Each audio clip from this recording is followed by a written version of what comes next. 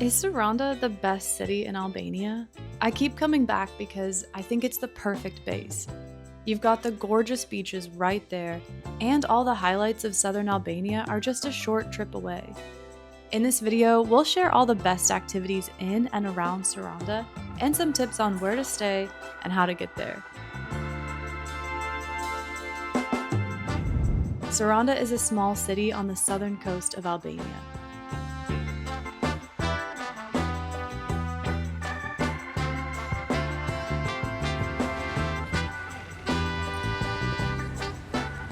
Saranda has two main beaches in the center of town. Both are completely free.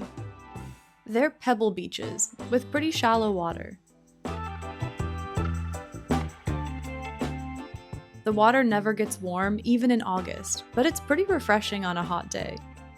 This is a PSA for my fellow Americans. The Mediterranean is always chilly. It ain't no Caribbean.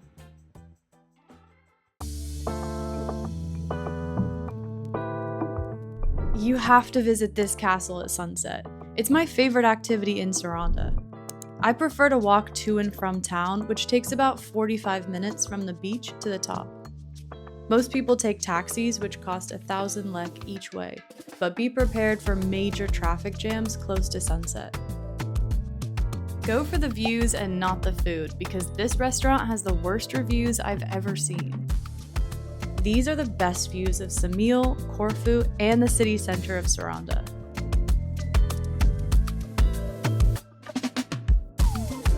When I stayed in Saranda in 2022, I went out a lot. So I can tell you that for Albania, the nightlife is pretty good. There are a few nightclubs near the beach and some fun day clubs in Ksamil. Now I'm an old married woman, so I went out 0 times this whole month. Gus and I don't like tours, so we skip this activity, but boat tours are probably the most popular thing to do in Saranda. For about $30 each, you can spend a day on a speedboat hopping from beaches to caves to gorgeous coves. We're crazy, so we went to a bunch of these places on foot. I'm not sure I'd recommend doing that.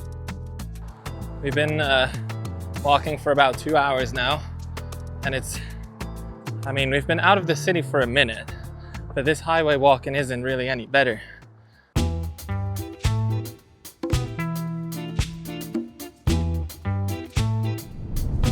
Ksamil has the best beaches in the whole country, mainly because it's the only place in Albania with white sand.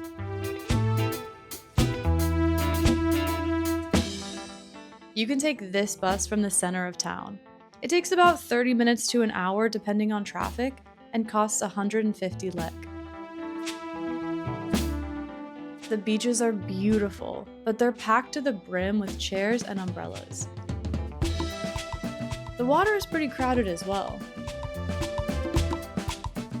We like a little adventure, so we hired this taxi paddle boat on what felt like the windiest day of the entire year to go explore these islands. I'd recommend checking the wind speeds on your weather app before you go. This is not that relaxing.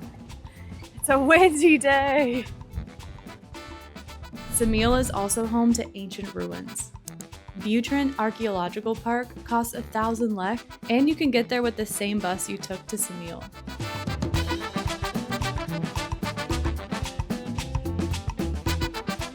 The Blue Eye is 45 minutes away from Saranda, and tons of tours and shuttles go there every day.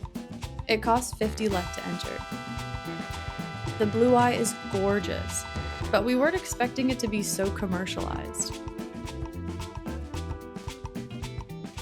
It takes 30 minutes to walk from the parking lot to the eye, or you can ride this train or rent those scooters. Now the Blue Eye is a karst spring. Do you know what a karst spring is? No, I still don't know. Okay, so basically there's these limestone caves underwater, and the water is emerging from these limestone caves up to the surface. You can easily explore Corfu as a day trip from Saranda. The ferry takes about an hour each way. I like this ferry company. Remember to save time for passport checks since you're going to the EU.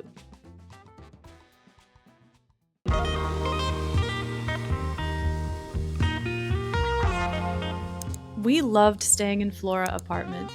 These studios are so comfortable and well stocked with anything you might need. They're less than a 10-minute walk from the beach and the ferry port. If you're a backpacker, stay at the Lazy Roo Hostel. It's run by two Aussie guys who make sure everyone has a good time. It's not the most comfortable accommodation, but for me, the social aspect outweighed the lack of curtains. One last note about accommodation. Sarandë is super hilly, and anything you book that is more than a 10-minute walk from the beach might be up a super steep hill.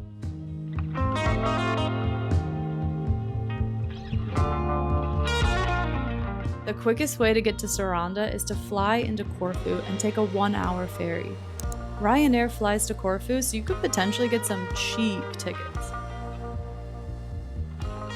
You can also fly into Tirana and take a 4 to 5 hour bus south to Sarandë.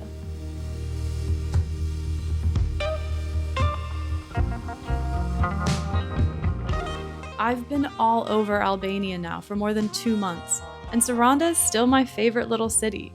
Shkodër does give Sarandë a run for its money, so make sure to go up to Shkodër to see Albania's crazy mountains. I hope that Albania will make it on your next European itinerary. Subscribe for more travel guides without the fluff.